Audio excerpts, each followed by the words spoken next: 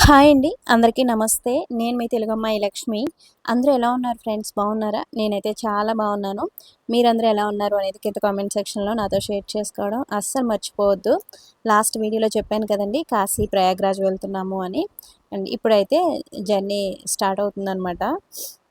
Night 9:20కి Jhansi నుంచి direct Prayagraj train అండి. ఇప్పుడైతే టైం 8:15 అవుతుందండి. మేము ఝాన్సీ వెళ్ళడానికి 20 మినిట్స్ టైం పడుతుందనమాట. అంటే మేము ఎప్పుడు జర్నీ ఉన్నా సరే ఒక హాఫ్ ఎన్ అవర్ ముందుగానే స్టేషన్‌కైతే వెళ్ళిపోతాము.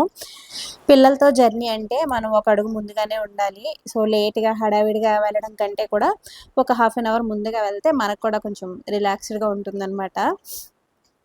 సో, డిన్నర్ అయితే చేసేసామండి. ఈరోజు ఫ్రైడే కదా! ఫ్రిడ్జ్‌లో ఇడ్లీ బ్యాటర్ ఉంది. సో, ఇడ్లీలయితే వేసేసాను. చట్నీ చేశాను. ఇంకా డిన్నర్‌లోకి టిఫిన్ చేసేసి మేమైతే ఇక్కడ బయలుదేరుతున్నాం. మా సాహితమ్మ ఈవినింగ్ సైకిల్ తొక్కుకుందండి. ఆ సైకిల్ ఫ్రెండ్ ఇంటి దగ్గర వదిలేసిందంట. అది ఇప్పుడు మళ్ళీ హడావిడిగా తెచ్చుకొని లోపల పెట్టుకుంటుందనమాట. ఇంకా 8:15 ఆ టైంకి మా జర్నీ అయితే స్టార్ట్ అయింది. మాతో పాటు మా ఆఫీసు ఆహ్, అర్జున్ వాళ్ళ ఆఫీస్ కొలీగ్స్ కూడా ఒక ఫ్యామిలీ అయితే వస్తున్నారు. వాళ్ళు మేము కలిసి ప్రయాగ్రాజ్ అయితే వెళ్తున్నాము. ఝాన్సీ నుంచి డైరెక్ట్ కాశీ కూడా ట్రైన్ ఉందండి. 10:30కి ఎప్పుడో ఉందనమాట. లాస్ట్ టైమ్ 2 టైమ్స్ మేము కాశీ వెళ్ళినప్పుడు ఆ ట్రైన్‌కే వెళ్ళాం. 10:30, 11 ఆ టైంకి ఆ ట్రైన్ ఉంటుంది. సో, నెక్స్ట్ డే మార్నింగ్ 8, 8:30 ఆ టైంకి వారణాసిలో దిగిపోతామనమాట. ఇప్పుడేంటంటే మేము డైరెక్ట్ ప్రయాగ్రాజ్ అయితే వెళ్తున్నామండి ఫస్టు. ఎప్పటినుంచో అనమాట. అంటే కుంభమేళా టైంలో వెళ్ళాం కానీ, ఇంకా అక్కడ కొన్ని ప్లేసెస్, టెంపుల్స్ అవి చూడలేదు. కుంభమేళా టైంలో ఏంటంటే, మేము త్రివేణి సంగమంలో కూడా స్నానం చేయలేదండి. అంటే గంగా ఘాట్ అని ఉంటుంది. ఆ ఘాట్‌లో అయితే చేసాం. అప్పుడు అక్కడ బోర్డులు పెట్టారనమాట. ప్రతి ఒక్కరూ త్రివేణి సంగమంలోనే చేయాలి అని అనుకోవద్దు. మీరెక్కడ చేసినా కూడా మీకు ఫలితం అయితే దక్కుతుంది. మీకు దగ్గరలో ఉండే ఘాట్లలో మీకెక్కడ ఫ్రీగా ఉందనిపిస్తే అక్కడ పవిత్ర స్నానాలు ఆచరించండి అని బోర్డులు అవి రాసున్నాయి. మేము గంగా ఘాట్‌లో చేశామండి. అప్పుడు సంగమం దగ్గరికి తీసుకువెళ్ళడానికి అప్పుడు ఒక్కొక్క మనిషికి 10,000 అడిగారనమాట బోట్‌లో తీసుకెళ్ళడానికి అదిని. అప్పుడు డిమాండ్ అలా ఉందనమాట. సో, ఇంకప్పుడు సరిగా అవన్నీ చూడలేదు కదా!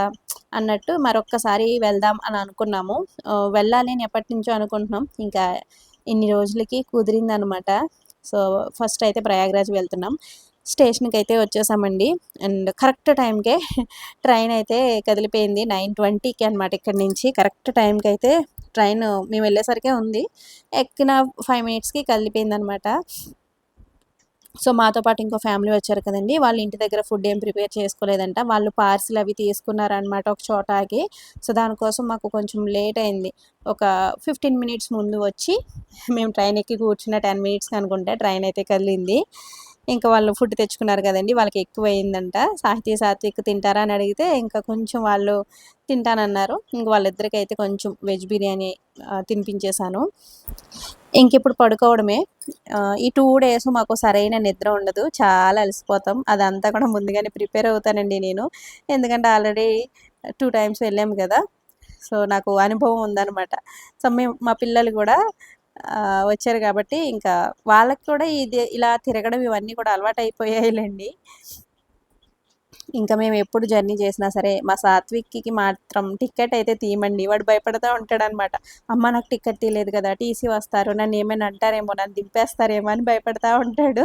టీసీ వచ్చి వెళ్ళే వరకు వాడికి ప్రశాంతంగా ఉండదనమాట. మేము సాత్విక్ ఇద్దరికీ కలిపి ఒకటే టికెట్ తీస్తామండి. ఎందుకంటే సాత్విక్ సెపరేట్‌గా పడుకోడనమాట. ఒకవేళ తీసినా అది ఖాళీగానే ఉంటది సీటు. సో, అందుకని సాత్విక్‌కి తీయం. నా దగ్గరే పడుకుంటాడు ఎక్కువగా. ఇప్పటి వరకు ఏ టీసీ కూడా టికెట్ అడగలేదనమాట. ఇద్దరికి ఒకటే టికెట్ అన్నా గూడా ఏమి అనరు చాలామంది. చాలామంది కాదులెండి. ఇప్పటి వరకు ఏ ప్రాబ్లమ్ రాలేదు. టికెట్ ఏది చూపించండి సాత్విక్ అని ఎప్పుడు ఎవరు అడగలేదు. కానీ మా సాత్విక్ భయపడతా ఉంటాడనమాట.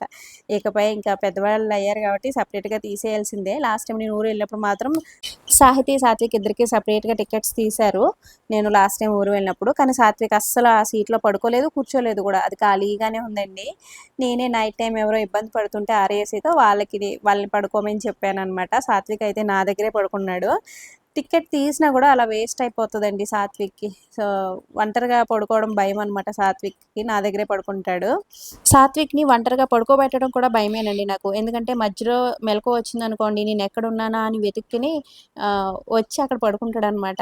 ఇప్పుడు ఈ ట్రైన్‌లో అనుకోండి, నేను ఎక్కడున్నానా అని వెతుక్కొని నేను అనుకుని వేరే వాళ్ళ దగ్గర ఎక్కడికైనా వెళ్ళిపోయి పడుకుంటాడేమో అని భయం. ఇంక నైట్ ట్రైన్‌లో మేము పడుకునేటప్పటికి 10 దాటేసిందండి. ప్రయాగరాజ్ వెళ్ళేసరికి 4 అవుతుంది అన్నారు. బట్ ట్రైన్ చాలా ఎర్లీగా వచ్చేసిందనమాట ప్రయాగరాజ్ అయితే. 3:00కే వచ్చేసింది.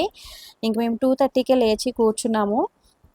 అసలు సరిగా నిద్రే లేదండి. అసలు ఒక 1 అవర్ అయినా పడుకున్నామో లేదో వెంటనే 2:30 అయిపోయింది లేవండి, లేవండి అన్నారనమాట. 4కి కదా వచ్చేది అంటే, లేదు ఇంకొక 15 మినిట్స్‌లో రీచ్ అయిపోతామని ఇంక అందరూ కూడా అంటే చాలామంది ఇక్కడ ప్రయాగరాజ్‌లోనే దిగుతున్నారనమాట. ఈ ట్రైన్‌లో ఉన్న వాళ్ళందరూ కూడా. ఇంకా అందరూ హడావిడి చేస్తుంటే మేము కూడా లేచి కూర్చున్నాం 2:30కే. ప్రయాగరాజ్‌లో దిగేసరికి 3:00 అయిందండి. పాపం సాత్విక్ ఇద్దరిని కూడా 2:30కే నిద్ర లేపేసాము. వాళ్ళైతే ఇంక కళ్ళు తెరవలేకపోయారండి. 2:33 అంటే మంచి డీప్ స్లీప్‌లో ఉండే టైం కదండీ! మనమే లేవలేము. పాపం పిల్లల్ని చాలా ఇబ్బంది పెట్టామని అనిపించింది. మేము ఫస్ట్ టైమ్ ప్రయాగరాజ్ వచ్చినప్పుడు కార్‌లో వచ్చామండి. మా ఆఫీస్ వెహికల్‌లో వచ్చామనమాట. అప్పుడు ఒక 4, 5 ఫ్యామిలీస్ కలిపి 2 వెహికల్స్‌లో వచ్చాము. ఝాన్సీ నుంచి ప్రయాగ్‌రాజ్ అంటే కార్‌లో వస్తే గనక 4-5 అవర్స్ పడుతుంది. బట్ ఆ టైంలో కుంభమేళా టైంలో ఏంటంటే ఎక్కడికక్కడ ట్రాఫిక్ జామ్‌లు అయిపోయాయి కదండీ! చాలా టైం పట్టేసిందనమాట మాకు. మేము అనుకున్న టైంకి అస్సలు రీచ్ అవ్వలేకపోయాము. మేము ఆఫ్టర్‌నూన్ 2 ఆ టైంకి బయలుదేరాం. నైట్ మేము వెళ్ళేసరికి ఇంకా ట్రాఫిక్ ఉంటుంది కాబట్టి 10:30, 11 ఆ టైం అవుతుంది.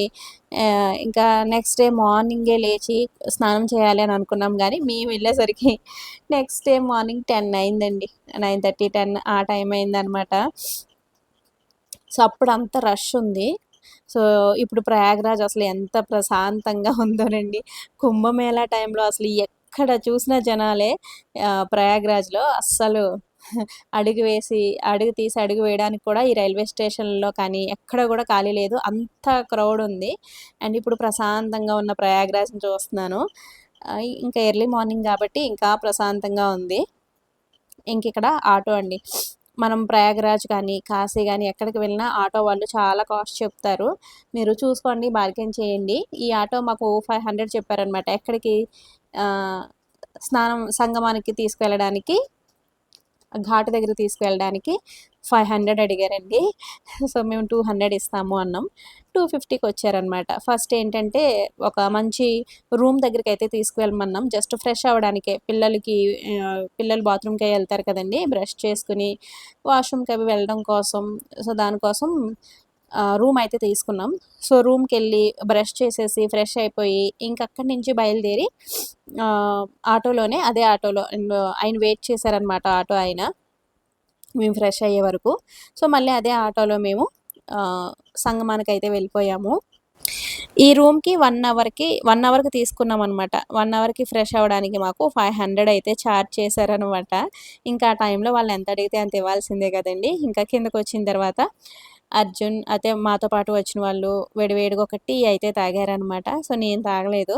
చౌక్ ఈ ఏరియా మలాకా పేరు ఆ? చౌక్ మలాకా చౌక్ అంటండి. మలాకా మార్నింగ్ టైమ్ చౌక్ కాబట్టి మలాకా. చాలా పీస్‌ఫుల్‌గా, చాలా ప్రశాంతంగా ఉంది. చౌక్ మలాకా కొంచెం ఎర్లీ వెలుగొచ్చిన మార్నింగ్ కాబట్టి ఇంత తర్వాత ఖాళీగా డే ఉంది. టైమ్‌లో మాత్రం తర్వాత ఫుల్ రష్ ఫుల్ రష్. ఉంటుందేమో ఈ బంగాళీ ఏరియా అంతా లడ్డు అని జలేబీ అనిపించిందండి. రసగుల్లా ఎందుకంటే ఇంకిక్కడ బంగాళీ షాప్‌లు అవన్నీ కూడా షాప్స్ ఇవన్నీ గూడా కొంచెం ఎక్కువగానే ఉన్నాయి. సో, ఇది పెద్ద సెంటర్ అనమాట.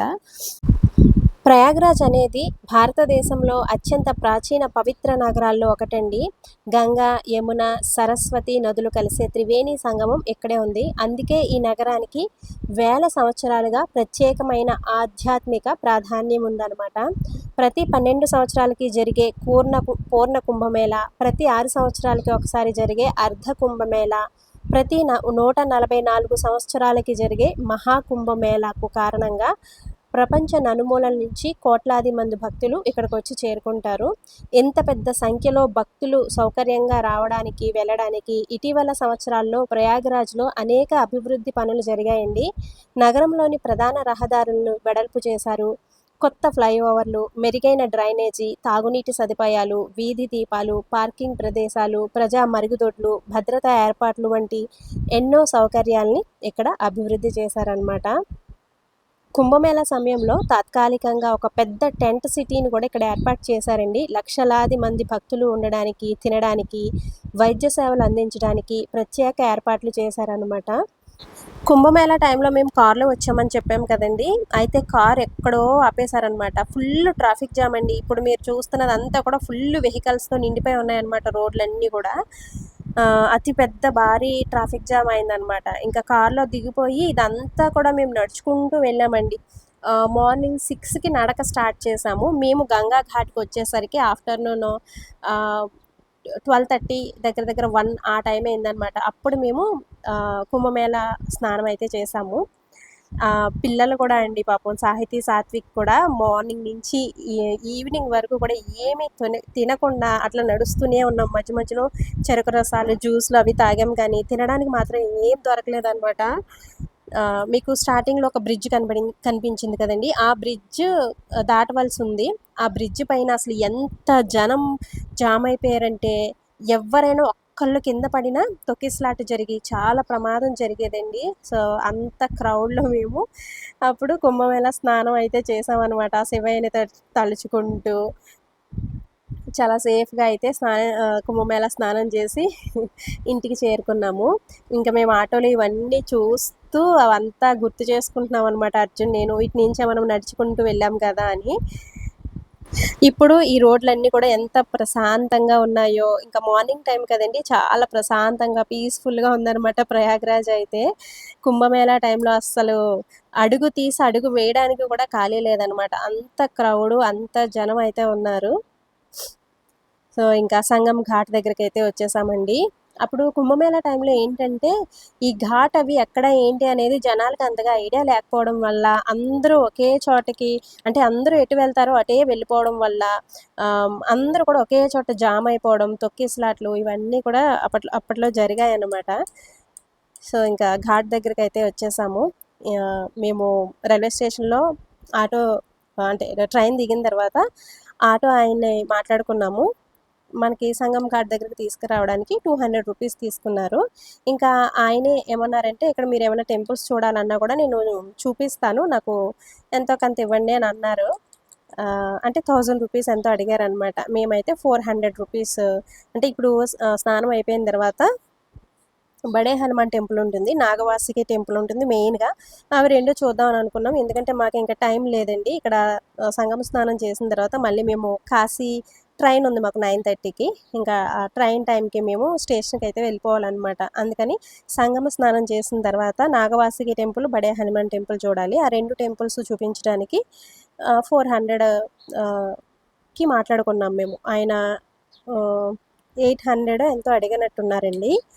ఇంక ఇక్కడికి తీసుకురావడానికి, టెంపుల్స్ చూడడానికి మొత్తం 600 రూపీస్ అనమాట. ఇక్కడ ఆటో వాళ్ళు వీళ్ళందరూ కూడా చాలా ఎక్కువ అడుగుతారండి. నేను చెప్తా ఉంటాను గదా! మీరు నార్త్‌లో ఏ ప్లేస్‌కి వెళ్ళినా బాగా బేరమాడాలి, బార్గెయిన్ జేయాలి అని. ఇంకా ఈ ఆటో వాళ్ళు వీళ్ళు కూడా మనల్ని చాలా మోసం చేయడానికి చూస్తారనమాట. చాలా ఎక్కువ రేట్లు చెప్తా ఉంటారు. సో, ఎంత బార్గెయిన్ చేయగలిగితే మీరు సో, అంత తగ్గుతారనమాట. ఇంకా ఘాట్ దగ్గరికైతే వచ్చేసాము. మేము కుంభమేళా టైంలో వచ్చినప్పుడు ఇక్కడికి రాలేదండి. యాక్చువల్లీ ఇక్కడికి రావాలి. ఇక్కడి నుంచి పడవలో ఆహ్, మధ్యలోకి తీసుకెళ్తారనమాట. త్రివేణి సంగమం దగ్గరికి తీసుకెళ్ళి ఆ మధ్యలో మనం స్నానం చేయాలి. అయితే మేము అప్పుడు ఇక్కడికి రావడానికి కూడా లేదనమాట. అసలు ఎంత క్రౌడ్ ఉందో ఇక్కడైతే తొక్కిసలాటలు ఇవన్నీ కూడా జరిగిపోయాయి. మేము గంగా ఘాట్ దగ్గర స్నానం అయితే చేశామండి. నాగవాసుకి టెంపుల్ దగ్గర ఉంటుందనమాట ఆ ఘాట్. సో, అక్కడ చేశాము. అప్పుడు బోర్డులున్నాయనమాట. త్రివేణి సంగమం దగ్గరే చేయాలి అని ఎవరు అనుకోకండి. అక్కడ చాలా క్రౌడ్ ఉంది. మీకు ఏ ఘాట్ దగ్గర చేసినా కూడా మీకు ఆ పుణ్యమే లభిస్తుంది. అంతా కూడా అదే వాటర్ ప్రవహిస్తుంది అన్నారు. సో, అందుకని అప్పుడు మేము సంగమ స్నానం ఇక్కడికొచ్చి చేయలేదు. ఇక్కడికొస్తే బోట్‌కి ఒక్కొక్కళ్ళకి 10,000 అడిగారంటండి. మాతో పాటు వచ్చారు కదా! సో, వాళ్ళు వస్తే ఒక్కొక్కళ్ళకి 10,000 అడిగారంట. సో, అందుకని ఇంక అప్పుడు ఇక్కడికి రాలేదనమాట మేము. గంగా ఘాట్‌లో ఆహ్, పవిత్ర స్నానం చేసి వెళ్ళిపోయాము.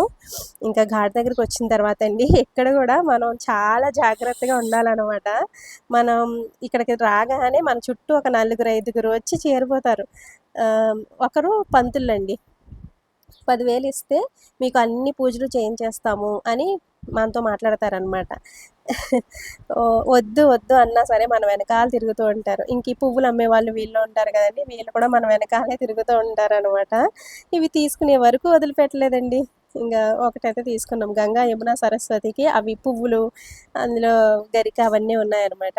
సో అవైతే తీసుకున్నాం. ఇంక ఇక్కడ బోట్లో మనం సంగమం దగ్గరికి వెళ్ళాలి. అయితే ఈ బోట్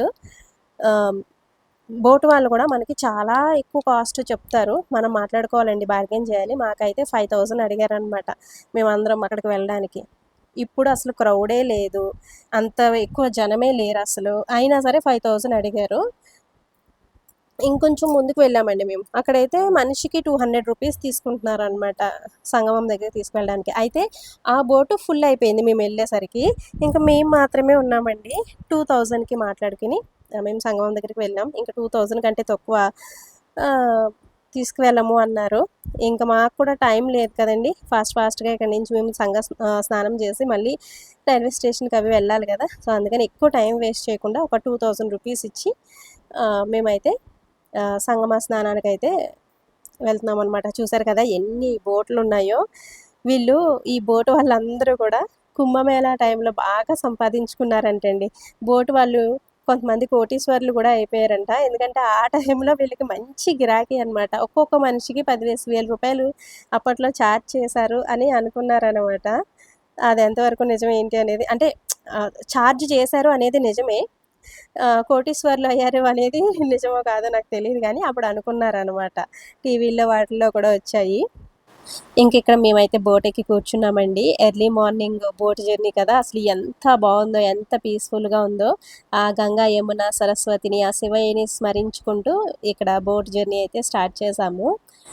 ప్రయాగ్రాజ్లో గంగా యమున అలాగే సరస్వతి నది అంతర్వాహినిగా ప్రవహిస్తుందండి. ఈ 3 నదులు కలిసే ప్రదేశాన్ని త్రివేణి సంగమం అంటారు. అంటే 3, వేణి అంటే నది అని అర్థం అనమాట. 3 నదులు కలిసే ప్రదేశం కాబట్టి చాలా పుణ్య స్థలంగా భావిస్తారు. పురాణాల ప్రకారం సముద్ర మథనం సమయంలో అమృతం ఉన్న కుంభం నుండి కొన్ని అమృత బిందువులు భూమిపైన 4 చోట్ల పడ్డాయండి. అందులో ప్రయాగ్రాజ్ కూడా ఒకటి. అందుకే ఇక్కడ మహాకుంభమేళ అత్యంత వైభవంగా జరుగుతుంది. హిందూ సాంప్రదాయం ప్రకారం త్రివేణి సంగమంలో పవిత్ర స్నానం చేస్తే పాపాలు తొలగి మనసుకు ప్రశాంతత లభిస్తుందని భక్తులు విశ్వసిస్తారు. అందుకే ప్రతి సంవత్సరం లక్షలాది మంది భక్తులు ఇక్కడికి వస్తూ ఉంటారండి. అంటే కుంభమేళా టైంలోనే కాదు, సంవత్సరం పొడవుకి భక్తులు ఇక్కడ పవిత్ర స్నానం ఆచరించడానికి వస్తూ ఉంటారనమాట. ఇక్కడ మహాకుంభమేళ, పూర్ణ కుంభమేళ, అర్ధ కుంభమేళ, మాఘమేళ అని జరుగుతాయండి. మహాకుంభమేళ 144 సంవత్సరాలకి ఒకసారి జరుగుతుంది. అంటే 12 పూర్ణ కుంభమేళాల తర్వాత వచ్చే మహాకుంభమేళ అనమాట. మహాకుంభమేళ ఈ టైంలో జరగడం అనేది మన అదృష్టం అనే చెప్పాలండి. మళ్ళీ 144 సంవత్సరాల తర్వాత మహాకుంభమేళ ఇక్కడ జరుగుతుంది. అప్పటికి మనం ఎవ్వరూ ఉండం. ఇంకా పూర్ణ కుంభమేళ ఇక్కడ 12 సంవత్సరాలకు ఒకసారి జరుగుతుంది. అర్ధ కుంభమేళ ప్రతి 6 సంవత్సరాలకు ఒకసారి ప్రయాగ్రాజ్లో నిర్వహిస్తారండి. అలాగే మాఘమేళ ప్రతి సంవత్సరం మాఘమాసంలో జరుగుతుందన్నమాట. దీనికి కూడా లక్షల మంది భక్తులు ఇక్కడికి వచ్చి ఈ సంగమ స్నానం చేస్తారు. జై జై జై జై జై అనండి సినిమా జై.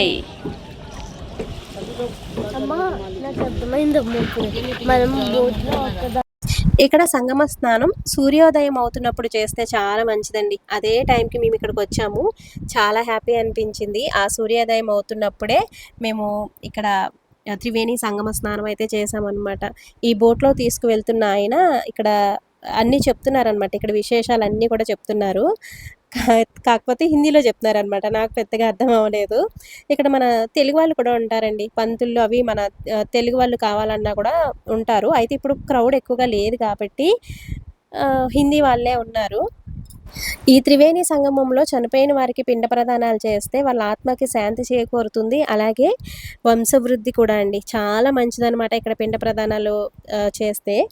కుంభమేళా టైంలో ఇంక మాతో పాటు అందరూ వచ్చారు కదండీ! అందరూ అనుకున్నారనమాట ఇక్కడ పిండ ప్రదానాలు చేయాలి అని. బట్ ఆ టైంలో అమ్మో! ఇక్కడ అస్సలు క్రౌడ్ మామూలుగా లేదండి.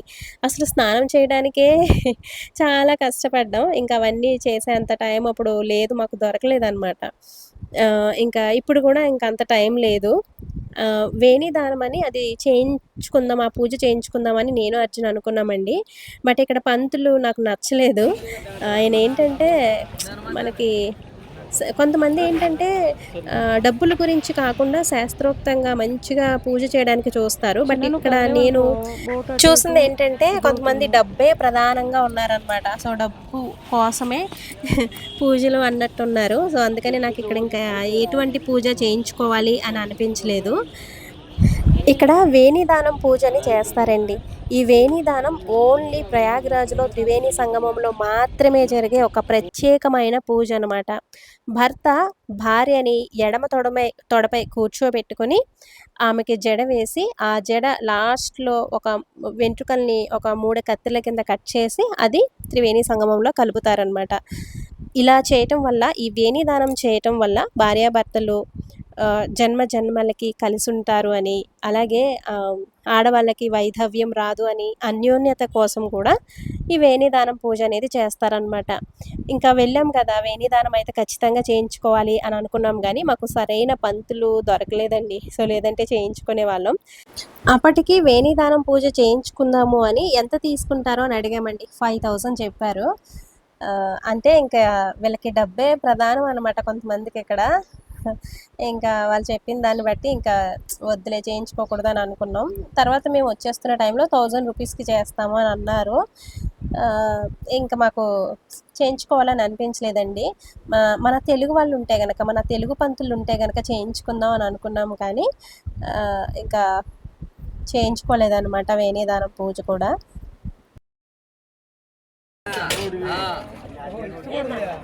ఓం శ్రీ నమో గంగే మహాగంగే మహాదేవి భాగీరథి నమస్తుతే నమస్తుతే శ్రీ త్రివేణ్యం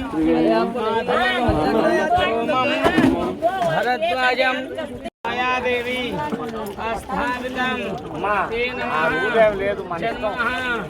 जन्मनी जन्म का जो भूल चूक हो गया है गंगा माता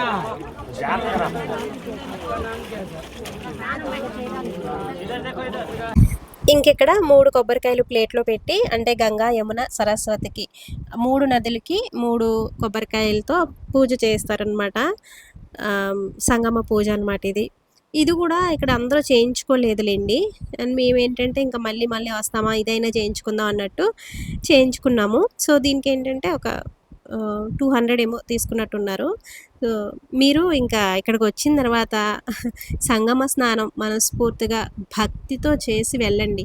ఇంకా అసలు డబ్బులు వేస్ట్ చేసుకోవద్దు అని అనిపించింది నాకైతే. కొంచెం రీజనబుల్‌గా కొంతమంది పంతులేంటంటే మన తెలుగు పంతులవి ఉంటారండి ఇక్కడ. ఇక్కడ క్రౌడ్ ఎక్కువ లేదు కాబట్టి ఈరోజు అంతగా పంతులవి లేరు గానీ, మన తెలుగు మంచిగా వచ్చే పంతులవి ఉంటారు. సో, అటువంటి వాళ్ళు ఎవరైనా మీకు మంచిగా తగిలితే గనక చక్కగా మీరు వేణిదానం పూజ ఇవన్నీ కూడా చేయించుకోండి.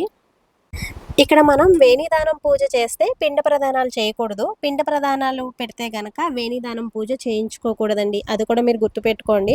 కొంతమంది పంతులేంటంటే ఇంకా ఆ పూజకి, ఈ పూజకు కూడా డబ్బులొస్తాయి కదా అని చేసుకోవచ్చు అని చెప్తున్నారు గానీ ఇక్కడ మనం వేణిదానం పూజ చేసుకుంటే పిండ ప్రదానాలు చేయకపోవడమే మంచిదనమాట. ఏదో ఒక్క పూజ మాత్రమే చేసుకోండి.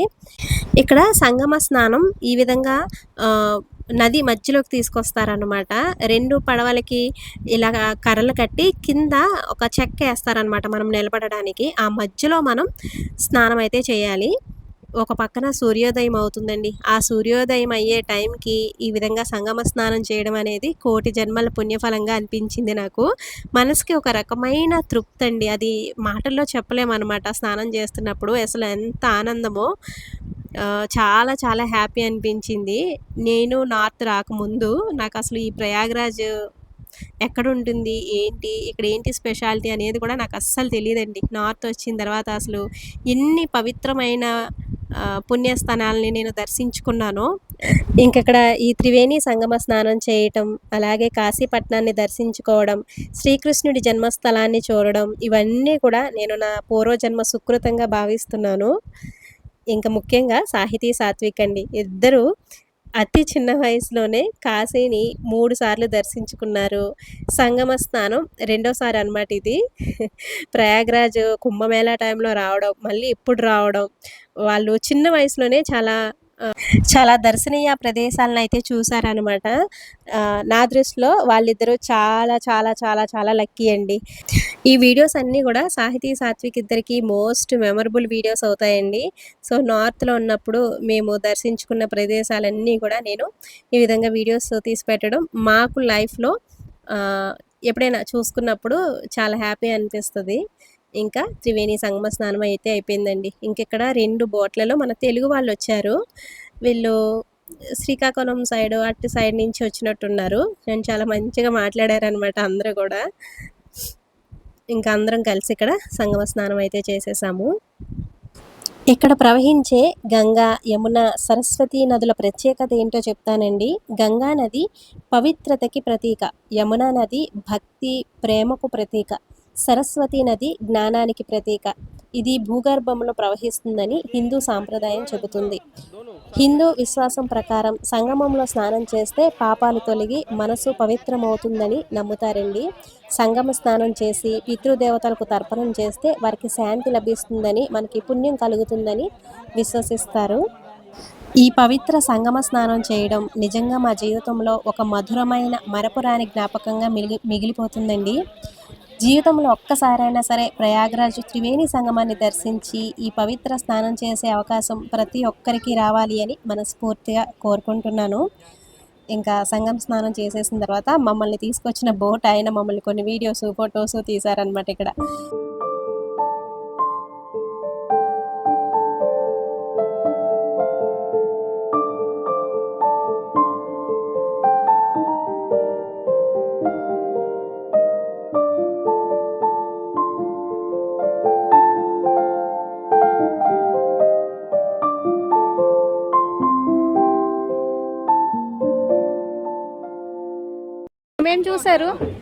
ఏమేం చూసారు అంటున్నా? కాశీ నుంచి వచ్చారా? కాశీ, ప్రయాగ్రాజ్, అయోధ్య వెళ్తారా? అన్నీ అయిపోయాయా? ఓకే.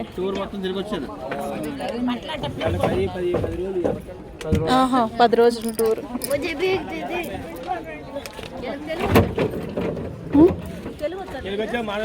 తెలుగు వాళ్ళమండి మేము, మాది పాలకొల్లు.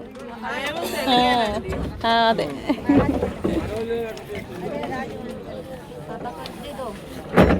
రాజమండ్రి.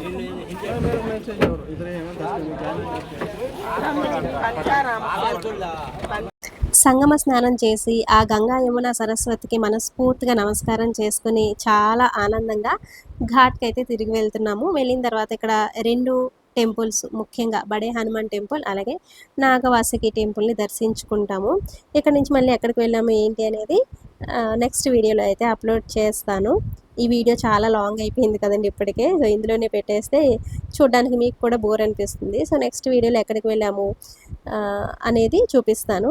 సో ఈ వీడియోని ఇంతటితో ఎండ్ చేసేస్తున్నాను ఫ్రెండ్స్. వీడియో నచ్చితే తప్పకుండా ఒక లైక్ ఇవ్వడం, అలాగే ఒక మంచి కామెంట్ పెట్టడం, వీడియోకి హై పాయింట్స్ ఇవ్వడం కూడా అస్సలు మర్చిపోవద్దు. సో మరొక డివోషనల్ బ్లాగ్తో మళ్ళీ మీ ముందుకు వస్తాను. Thanks for watching.